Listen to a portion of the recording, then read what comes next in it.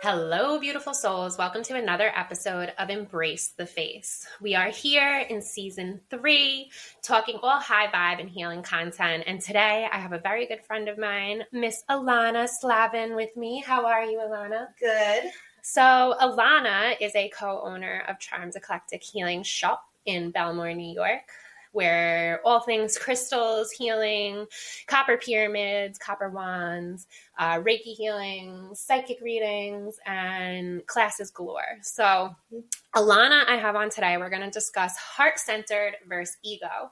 But before we get into all that, I just want to introduce Ilana. She is a master's in education certified school psychologist. She is a licensed massage therapist. She has yoga certification of over 200 plus hours. She's a Reiki master. She grew up learning about stones, gems, and minerals via her stepdad, who's a gemologist. And she is very similar as me, as focusing on life, figuring out heart-centered versus ego. So, Ilana, go ahead and introduce yourself. Welcome. The stage is yours.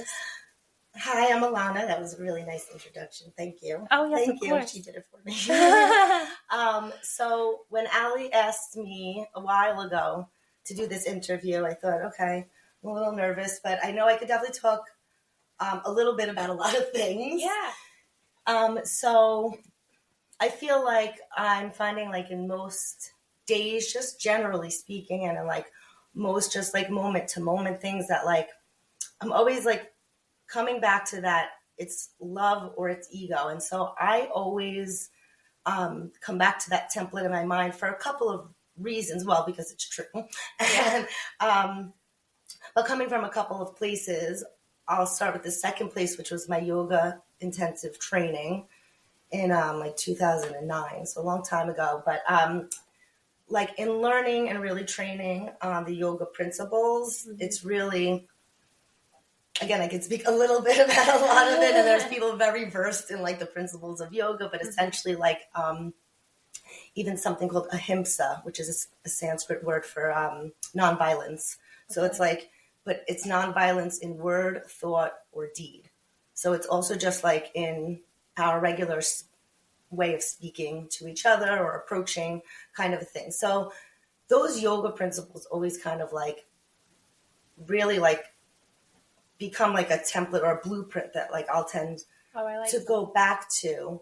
And it's in all things. So the bigger template, which is the first place this comes from for me, besides I just think human nature, is from my mother. And my mother's very spiritual, and she set us on a spiritual path. As kids, like younger age? Really like in my teenagehood. I mean, my mother's just lovely and loving and sweet, and she's always like kind of has demonstrated that. But once I was, kind of like family dramas and traumas and things happen, and then by like my teenagehood, she really set herself and us on this path. So my brother was older, my sister was little, so she, got it to her young, but my mom always knows like I'm the one who like really gets it and like lives as best as I can by that way. So in those times, like my teenagehood, my mother started really like adhering to that stuff. And I'm reading like Many Lives, Many Masters, A Simple Abundance, which is a lovely book, and just like regularly reading very spiritual books. So one of her main go-tos, kind of like her Bible, is a book by Marianne Williamson. It's called A Return to Love. And A Return to Love is essentially a Course in Miracles, which is like a more like intricate book, if you will, in layman's terms. So it's kind of like abridged and more simplified. And what the Course in Miracles teaches essentially is love versus ego, and that is what a Return to Love is about. So my mother would read that book. She would give it to everybody, and she'd be like, all things are love and ego, all things. And I remember her teaching me that. And then I trained in yoga, many years later. So it was kind of like, again, like a blueprint for me. And the more like just day-to-day things, everything, all things, like it can always be brought back to that. Yes. And I feel like that's like the foundation of life. And it's funny you say it. So I'm so happy to know that you learned that as a teen, because I do the same thing with my kids. Like my kids meditate, they journal. I'm always talking about ego versus heart. I'm always talking about following your heart, but keeping your ego in check. Mm-hmm. Like, and they're 13 and 12 and they're like, what are you talking about? Crazy. Yeah. Like, okay, mommy. Okay. And with the crystals and the Reiki, I mean, they love it all. But it and sinks in. It does. Because it did, for me. And I believed in it, and I saw, as you apply it, like it works. Yeah. It's true. And you're a big lover of Esther Hicks. Right? I am, yes. Yeah, so talk about Esther. I've seen her. Esther. Yeah, I've seen her even in live one time. Okay. What's her main teaching that you caught? So I'm sure like people could tell you so much more, but I did not only like get into Esther Hicks, but I did like at certain points in my life really submerge myself in listening over and over to her teaching. So her main, she says so many things. Many things to choose from. I don't even know where to begin with her, but like her main message, if you will, first of all, she channels the spirit of Abraham. Mm-hmm. So when she's speaking, she's a vessel, and it's Abraham speaking about like how people need to like realize how it is. And a lot of what she says is don't take things so seriously. Like you're all like everything. She's like, I've actually had priests tell me that, like in confession, don't take life so seriously, but okay. And that's like a main message that she gives, almost like spirit laughing at us, our human, our ego, our human nature. Yeah. So she talks about being in your vortex. So essentially being in your vortex is being in like your most highly aligned state, if you will.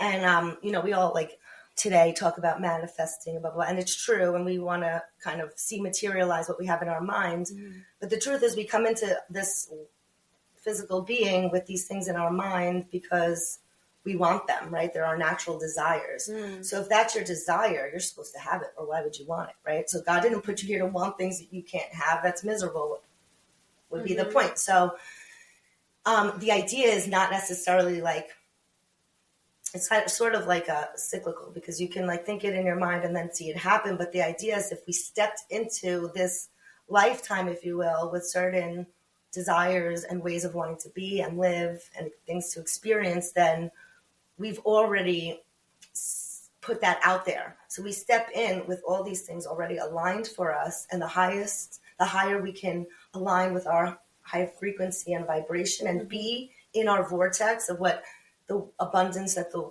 world has to offer you, that those things just sort of unfold. Mm-hmm. Right. So it's about feeling good. So she's all about like, you have to be in a feel good state, and whatever it is, find the better feeling thought. You feel crappy, you're thinking this, you're thinking that. Consciously choose the better feeling thought. And once you choose the better feeling thought right there and then, you're going to raise that vibration. So if you make that a practice and condition yourself, you start to be closer and more so in your vortex. And then you start to see, like she'll say, it'll become almost laughable how the abundance appears, how things flow in, or opportunity or love or all the things we want. Yeah, I think it's like hand in hand with like law of attraction. And if you envision it in your mind's eye, you are worthy of attaining that goal or that vision. And not just manifesting what you think you want, but knowing I came in wanting this because I want it. I know it in my heart. Mm-hmm. So if I feel good and I already act and feel like I already have it, I may as well, because I'm here for it. I want it. Where is it? So let's feel in the vibration and that being of being in it and having it. And then the next thing you know, you turn a corner and it's there. It shows up. Yeah, mm-hmm. It shows up. So when I read, like, so I haven't read any of the works that you have, which I probably should. I enjoy that. But I've read like Brian Weiss and all that, and a bunch of different authors about soul growth. I do a lot more listening than reading. Yeah. I mean, me too. I'll do Audible. We're on the go. We're both moms. Read a book. Yeah. And we're both moms. We're both on the go. We're both, so Audible is also okay. You don't have to have YouTube. Yeah, Esther Hicks is all over YouTube. I listen to those YouTube clips. They have kept me. Yeah, and I think afloat. that universally speaking, regardless of theology or philosophy or which author it is, I feel like it wouldn't do this conversation justice if we didn't talk about the fact that like all of the universal, the Vedic texts, the Bible, all different ancient theories all say that the only thing that we need to worry about each and every day is what is occurring in that moment, that now. Everything is in the now, right? So what are you seeing? What are you hearing? What are you feeling? What are you tasting? What did I miss? See, hear, yeah, like what your five senses, right? That's all you need to worry about every single effing moment of your life, and nothing else matters. Because if you are in that vortex of your higher self and you are only living in the moment, you are automatically heart-centered. And you are automatically moving through each moment in that good feeling state, and in that state of appreciation and gratitude. And even if it's smelling your kid's hair, or like, even if it's feeling your soft cheeks, or enjoying a strawberry or whatever. Like, like always giving thanks, always being in that moment, taking in everything and being appreciative for it. And then remembering that, as we were laughing before, like our human nature, we are so egotistical and fear-based and lack-based and woe is me-based. Or trauma-based, wanting to self-protect and being conditioned to past. And that's okay. Crap. Like that's okay. All are. Yeah, like, and we're here today to tell people, because you and I most certainly have been dealt our fair share of trauma and drama throughout life. So now it's to a point where I was just telling my therapist yesterday, actually, because as spiritual as I am, I still go and speak to a therapist once in a while. And I said, lately, I feel like I've had like all these low blows come at me externally. So regardless of what they are, but I'm at a point in my life where like I feel so grounded, and also my nervous system is calm. So like, I know that there's something to this work. There's something to like, and I was somebody who was riddled with anxiety, depression. I was told that I had a mood disorder. I was told that I was possibly bipolar. Like, and until I stepped into the idea that, one, I'm the only one who can help myself. And two, like, there's more to what I'm drowning in. Like there is hope. Even though the word hope is like, I've learned over time, like it's not a great word to use, but maybe my faith is that like I can heal. And I went from somebody who was literally suicidal to somebody who was losing her entire family over everything. And now I am successful, and I'm happy, and I'm flowing, and I've done a full, is it a 180 or a 360? I wouldn't even know. A 180, because a 360 brings you all full the way circle, back. yes. So it's like there is something to be said, everyone, and I can't express this enough, that if you envision it, regardless of who is putting you down, regardless of who is telling you, because it's always an external, or it's your inner voice, that inner ego, negative ego voice telling you that, for me, I was a piece of shit and I was never going to amount to anything, and I was going to ruin everything. I was going to ruin every relationship I came across. I was going to fuck everything up. I was going to make a fool of myself no matter what I did, and joke was on me. But once that perception switched around, is that neuroplasticity, that idea that we can, and studies show that in 8 weeks, I'm always talking about this, studies show that if you meditate for, like, you do a body scan for 20 minutes and you tell yourself that you love yourself every day for 8 weeks, your gray matter changes. Your neurotransmitters just like change. the water experiment. When you speak lovingly to water, it crystallizes in a certain way, and when you speak hatefully, it crystallizes. 100%. Yeah. If you, I will share something. And it's not as pretty with the negative and words. Actually, I love that you bring that up. I'll share that later. But it's, if nobody knows what we're talking about, it's pictures of water under a microscope, the crystalline structure of literally saying, I love you or I hate you. And the ugliness, essentially, of the I hate you crystalline structure, and then the beauty of the it's all sacred geometry. Almost like snowflakey, the water that's been spoken lovingly to. Yeah, so there's something to be said. Science is proving this. Quantum physics is proving all of this. Decades and decades of like Brian Weiss studied for decades.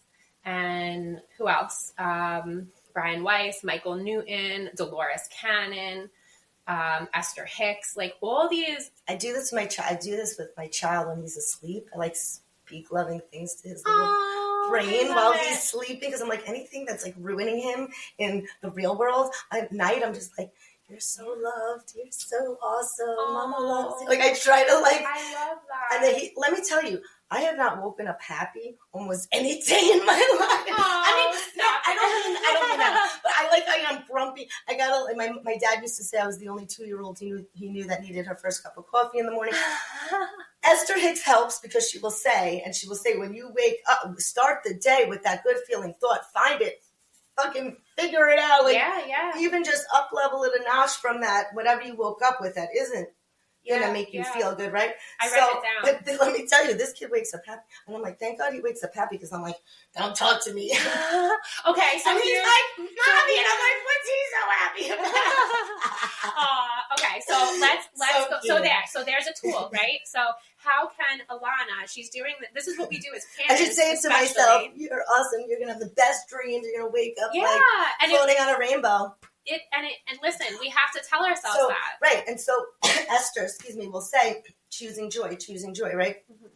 Choose that better feeling thought consciously. And also remembering that when we do something consciously, we start to do it subconsciously. So even like when I teach people yoga, proper physical alignment for a yoga pose, you're going to tell yourself to make sure your knees over your ankles so that your joints are stacked and supporting each other, right? Mm-hmm. But you're going to if you didn't learn the right way or you didn't practice enough, you're going to tell yourself until your body just knows and does it on its own because of that muscle memory and that conditioning, right?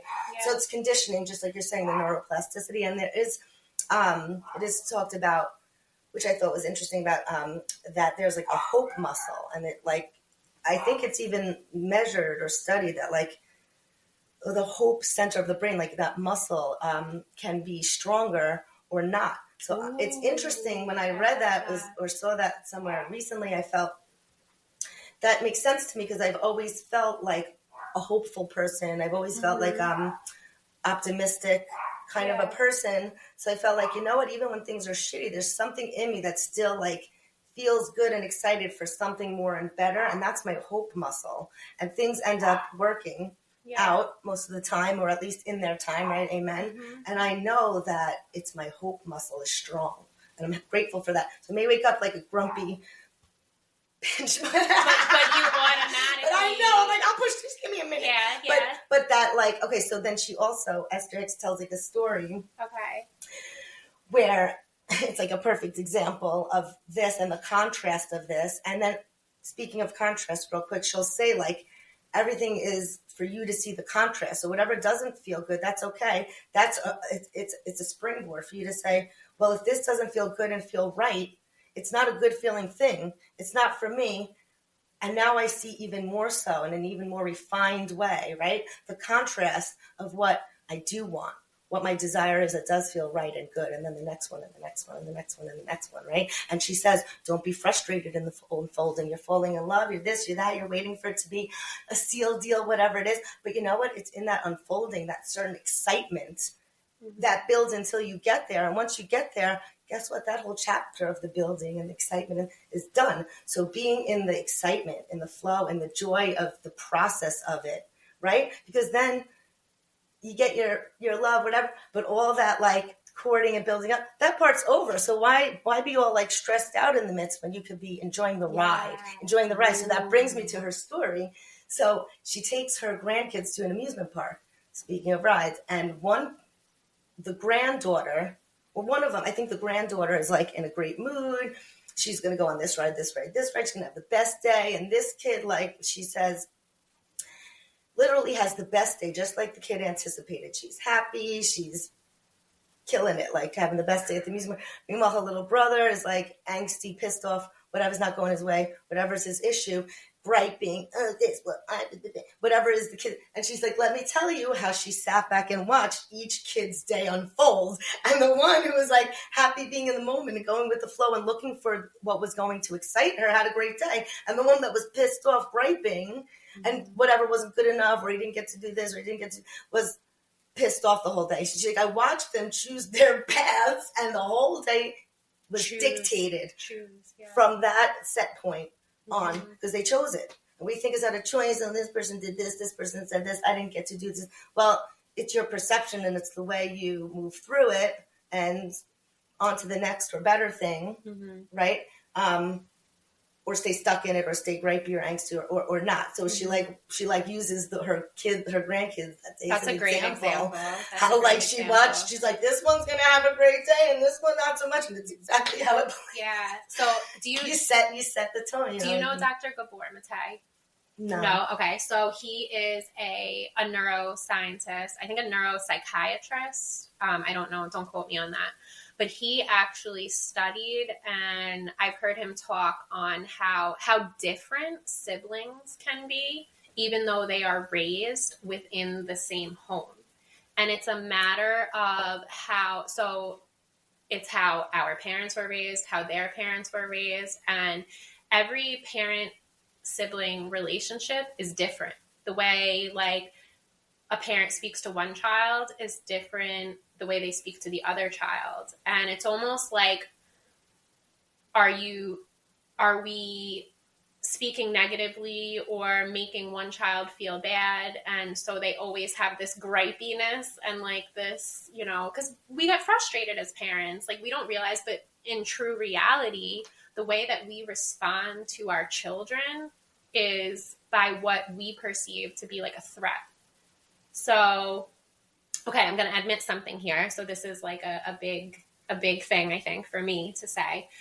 It has always been easier for me to communicate and parent my daughter, who is more free-flowing, more like high vibe, and is not as affected by life circumstances. Whereas I have a harder time, and I have learned to be more patient and loving and kind. And it has been, my baby is 12 years old, and it has been a 12-year, I think I'm finally at the point where it has all clicked for me. And because I recognize that the way that I was treating my son was the same way I was treated as a child. And for some reason, my life's path was to figure out, part of my life's path, I think, was to figure out, how can I break that? How can I really have more compassion for myself so that the same things that I'm seeing in my son that I dealt with, like, I'm not mean to him about it, or I'm not making him feel bad about it. And I have noticed not only changes in myself, but I've noticed changes in the ease of my relationship with my son, and even his moods. Because he would be the one at the amusement park, like she said, that, my daughter's over here having the time of her life, and then my son is over here, like, looking for the things to complain about. And it's not saying that there's anything wrong with him, but that's how I used to be before I, like, really did my work. Like, I was always kind of looking for the negative and not embracing the moment. So I think if whoever's listening, or, whoever comes across this, like, just know, like, you are doing the best that you can because you were subconsciously trained, quote unquote, to do it this way. But you don't have to. You don't have to do it this way. If you recognize, like, oh, I don't want to be screaming at my kid, and I don't want to, like, be triggered by my kid. Well, why are you triggered? Why? I was just talking about this with my friend at dinner last night. Like, I follow a lot of conscious parenting. And you worked in the schools, so, like, you've seen an array, I'm sure, of different upbringings. And it goes to show that, like, it really is about starting in the home, I think. And it really is, I think this is a time in the collective and the collective energies to become more conscious. Like, if you're not going to become conscious now, I think you're kind of shit out of luck, to be honest. Like, I think, like, if you're not going to do the work now to wake up from that slumber and realize that, like, we are creating the next generation. We are essentially programming our children to, at least I now want to bring up my children in a trauma-free environment as much as I can, like low vibe externals will always come through, but like to make them resilient throughout life, and to most importantly make them feel loved and safe and happy and have a positive outlook. Yeah. So that they set the tone for their day and they help model that. Yeah. And then their life that they can then flow through life. Like, I love that as a teenager, you were told to, or you were shown these works. And I wish I wasn't, but I wish I had that in my life. Like, I did not have that. I had a lot of, like, I was lost, and I was, which is not uncommon. And like, you get lost in the midst of drugs and alcohol and, self-destruction and just losing sight of your blessings. So like another thing I learned young, because what I want to say is that if all else fails or all else is more difficult, just come to a place of gratitude, because there's always something to be grateful for. There's always got to be someone. And if there's not, maybe you like your hair, whatever it is. So like my dad used to always say, count your blessings, count your blessings, count your blessings, since I was very little. And I know that also ingrained in me. And then he'd start to count my freckles. But, but I know that like in my mind, I would always say like, okay, you almost like make a list, right? So if you keep also that as like a template and a blueprint in your mind, that there's always probably a bunch of things or more than you're even acknowledging till you do, things to be grateful for. So when you're putting out any energy, any emotion, and being in a better feeling state, while being from a place of gratitude, even if you're icked out by certain other things, circumstances, feelings, that will bring you closer to that place and give you also a springboard to get there. Because you're just going to say to yourself, you know what, I may feel crappy, but like, I'm so happy I have a concert next week. I'm so happy my kid left smiling this morning. I'm so happy I'm going to eat a hamburger for dinner. Whatever the F it is, little things that gratitude raises that vibration pretty instantly and is a good fallback. Yeah, I think it's that humbled, heart-centeredness. Start point. Yeah, versus the ego. So our ego, Ilana, talk to us a little bit about what our ego can do to us as humans. What can it? Well, I mean, our egos are very strong. They protect us, certainly. They manage us, too. So that's good. Or is that the super ego? I don't know. But either way, they keep us hopefully. Sorry, I didn't give her specific homework. We are channeling this episode. So. They keep us mostly. The ego keeps us in check. You have to check your ego, but it also checks you. It could also be really mean to us, I think. Yeah, the ego's hard on us. And either way, I mean, we all have it, and it certainly serves its role and function in our lives and in our minds and our beings. But when it gets in the way is when you're sort of just making a conscious choice to let, really, if you want to be basic and simple about it, you want to let negative win over positive, and it's always a choice. And even if the positive is your removal from something that you can't change or get away from, then that's a positive for you. Mm-hmm. So we're always going to have an ego. We're always like, it's never going to go away no matter how spiritual we get. Right. So it's like what you're going to choose to be driven by, and for your yes. feelings, your thoughts, your actions, just like ahimsa, like nonviolence in thought, mm-hmm. word, or deed. Well, when the ego takes over, we're going to be, of course, we're going to be angry, hurt, vengeful, accusatory, whatever. But more than anything, we're going to be in a negative state and in a place that's like you're stuck.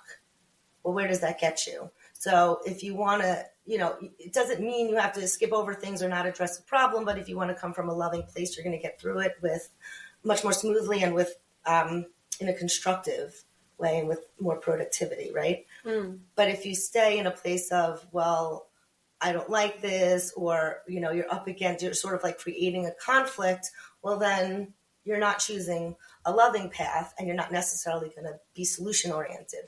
So where does it necessarily get you, right? So when your ego's protecting you, like, oh, that's not maybe a good thing for you, let me stay away. Okay, it's functioning properly and utilizable, but when it's making you take what could be positive, flowing, or even a contrast for a decision to you to move away from to more positive, you're either going to choose that or you're going to choose to stay stuck, angry, low vibe, upset, judgmental, feeling like a victim or that people aren't doing the right thing by you, or, you know, like essentially we're good. Essentially we're all good for the most part. We're not all good, but for the most part, human nature is good. We want to do good. We want to do a good job. We want to make money and feel good and survive in this world. We want to make the people we love feel loved. Generally speaking, we're not out to upset or hurt people, particularly our friends and loved ones. So when things are misperceived or construed or skewed in a way that like now it's negative and is problematic, well, it's not from a place of love, because again, you're going to hit a wall, or you're going to move through something and come to the light, and whatever that contrast shows you propels you. So that's like a choice. It's always really a choice. So I'm not saying that the ego doesn't play a role, because it does, but we can't let it drive us, other than it protecting us in a way that we know what to do and take from it that's positive, and not take it as fearful or vengeful or in a place that sort of separates instead of brings together. And our human nature, I think, is to be united and not divide. Divided we fall, right? That's what big fucking... Am I allowed to say that? That's what you can curse. You can say that. United we stand, divided we fall. I didn't want to talk about Big Brother, but I'm saying, like, united we stand. And unless you're like really out for yourself, or you don't care about people, or whatever, then you're good. We're a humanity. Unless it's that, then you're good. And if you're good, then we want to do good, feel good, make our people feel good, and rise together from there. And that's choosing love. I love it. If you can't hear, I'm silently clapping, like spirit fingers. No, I think that's a beautiful way to explain it. Yeah. I mean, you explained it in layman's terms. So basically, if something is not flowing freely, does not feel loving, and you are having conflict, then you need to check in with your ego. And you need to be like, is this my subconscious programming that's making me feel this way? Or is somebody just treating me really badly? And if that's the case, then okay, like I accept what is. I'm not going to let it get my high vibe down. But what I'm going to do is I'm going to still send that person love and light, because we are a humanity. We are supposed to be in this together. And that's the general idea. Rid of that subconscious programming, shed those old layers, live in that vortex of your higher self. And as you raise your vibration, it then, based on quantum physics and statistics, like real life statistics, but what is life? Life is probably not even real. It's a simulation. But the point is that we've discovered all of these things that prove that when you do the work and raise your vibration, you keep that ego in check, you're living heart-centered, you're grounded, you're connected, you're protected, and you're just living life and you're embracing life, it's going to spread. Right. It's literally contagious. And it's a choice. It really is a choice. You know, it's like coming home from work and feeling like, oh, it's terrible. Everything's falling apart. Everybody's so, I hate it. Or being like, you know, I mean, it wasn't the best day, but now I'm home. I'm happy. And you know what? Tomorrow I'm going to, whatever it is, push through it. I'm going to stay in my vibe. I'm going to make my money that I'm there to do. And I'm going to go on to the next day. So it's like, even if it's just like for yourself, and then it's a spread. Yeah, it's a choice. But if it's but then when you start doing that work, attitude, which I think is so important, have a positive attitude. But if you're having still, I think I'd say, like, if you're continuing to have this positive attitude, but you still feel like emotionally drained, you don't like what you're doing, you don't like where your life is at, like stress. That's a sign. Yeah, that's a sign. Stress is a sign that it's a contrast that you need to strive for something that feels better to you. Yeah. So whether it's a relationship or a career, if it's not feeling right and it's causing you despair and autonomic nervous system dysregulation, it is a sign that you need to reevaluate. Mm-hmm. Look within. Mm-hmm. The answer is always within. If you don't know what that means, it means to meditate. Your feelings are your compass, and it's not okay for you to just kind of submiss to that they're going to run me and rule me. And if I feel crappy, I feel crappy. It's not okay, because then you're just going to feel crappy. But if you like take the initiative to do something about it and just change your thought, just try it again the next day, try it again the next day. And all of a sudden you've taken control over your emotions and put in an effort to kind of retrain yourself and reframe. Then you don't let just what's like kind of been ruling you for maybe too long be what dictates it for you. It's like the power of the mind. You're taking that control back, and even of your emotions. Your emotions don't have to run you, and like that's what Esther Hicks' teachings are. Like you gain control and put yourself in a happy state, you're going to see the world respond to you. Law of attraction: the happy kid at the park or the pissed off kid at the park. Law of attraction: how's your day going to go? How's your life going to go?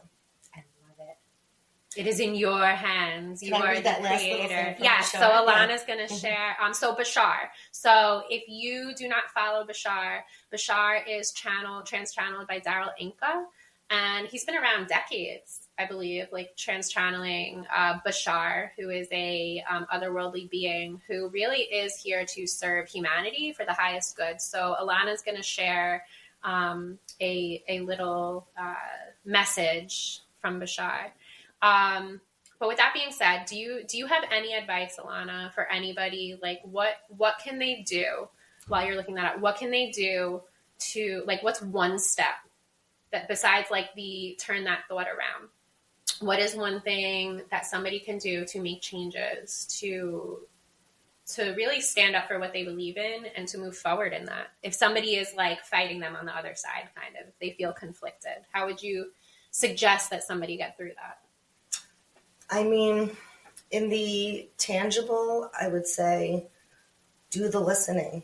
Like for me, when I couldn't fight myself out of a certain state, I put on YouTube and I pulled up Esther Hicks, and that's for me. If something else suits you, and I submerged myself in it, and I listened and I listened and I listened, and I did try to remind myself as much as possible to choose a better feeling thought. So it is like a real like homework task, if you will. Wake up, choose the better feeling fucking thought. Just do it and report back. Yeah. Didn't work, back. Do it again in a few minutes, do it again later, do it again tomorrow. So I think starting with listenings and or readings of this type of talk, Esther Hicks, Bashar. Okay. I mean, there's tons of just positive law of attraction, mindset, self-healing type of things. And yeah, I like it. Meditation. Yeah, meditation. I always tell people, like, meditation is key. That's very journaling, even if it's a short list in the morning. Here's what I'm grateful for, right? 3 things in the morning, start your day. Do something that like sets a positive tone, even if you're like forcing yourself at first, but it will help bring you slowly there or step by step there. I love it. Thank you. All right, so go ahead and share what you have from Bashar. Okay.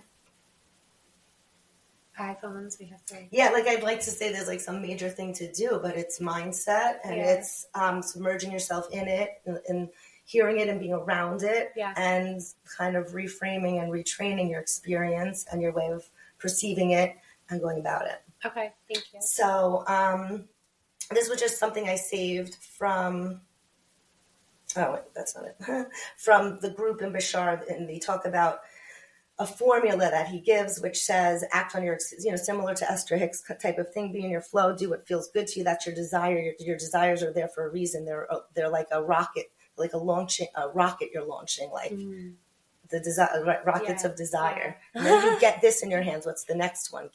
So there's always more. So act on your excitement, your passion, whatever is most exciting to you in the moment. Do this every moment that you can. Do this to the best of your ability. Take it as far as you can go until you cannot take it any further. Act on your excitement, passion with absolutely no insistence, assumption, or expectation of what the outcome should be. Choose to remain in a positive state regardless of what happens. And lastly, constantly investigate your belief systems. Release and replace the unpreferred beliefs, fear-based beliefs, and the beliefs not in alignment with who you prefer to be. Done. This episode could have been 30 seconds long if we just started with that. I love it. So, no, Bashar actually, a friend of mine recently was like, did you see Bashar's latest thing? He recently said, you humans are so full of potential. You are so powerful. You don't even realize it. Mm-hmm.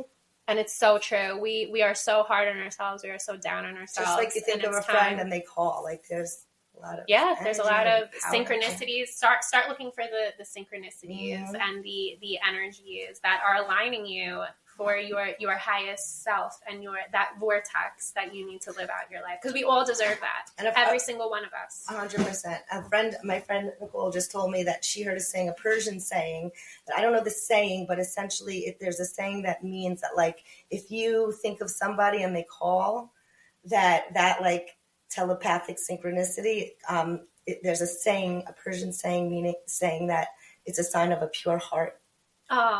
So if you keep, like those intentions and that way of having your mindset, your start point from, then you're going to not only see that friend call, but you're going to see all the things that are your desires and are your, point of excitement sort of just become materialized. I love it. Mm-hmm. So we cannot deny the laws of physics. So yeah, that's my husband coming through. Kev, you want to say hi? Sometimes he's a co-host. Co-host over here. Kevin, what are your thoughts on Hello. What are your thoughts on heart-centeredness? Do you want to say hi to the camera too? Oh, we're cameraing too. Heart-centeredness versus ego. What would you say? Oh, that's a tough one right there. Yeah, no comment. We did plenty of comments before you, Kevin. Don't worry. As long as we're... So we are just going to wrap up here, and thank you, Ilana, so much for being on today with me. Thank you, Allie, so much for having me. So everyone, thank you for listening, and as always, come back next week for more high vibe content and interviews. Peace out. God bless. Bye. Namaste. Namaste.